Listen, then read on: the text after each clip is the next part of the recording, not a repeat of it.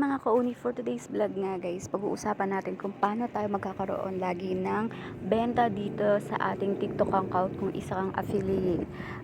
Ako guys, never ako na zero talaga. Kahit everyday ako mag-check, merong umorder ng 2 piraso, 3 piraso, para lagi kang may benta guys. Ay meron akong tuturo sa inyo na 3 bagay lang na dapat nyo laging ginagawa dito sa TikTok account nyo kung isa kang affiliate dito.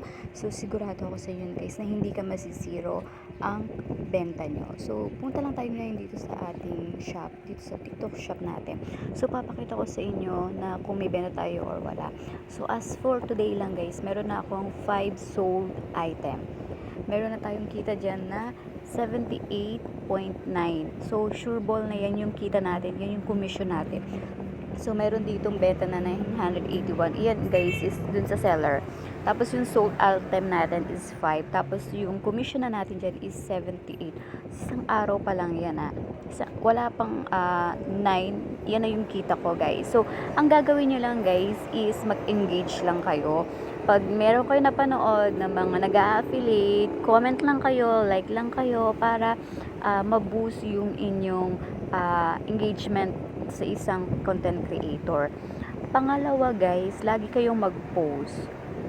Posting is the key guys. Ako guys, nagpo-post ako ng 5 to 6 na video. So, depende yan sa inyo. Kahit 3 video lang i-post nyo everyday, kailangan consistent kayong mag-post. Ako, 5 talaga is yung posting ko talaga. At pangatlo guys, is lagi nyong i-ID yung mga ginawa nyo or yung mga video nyo.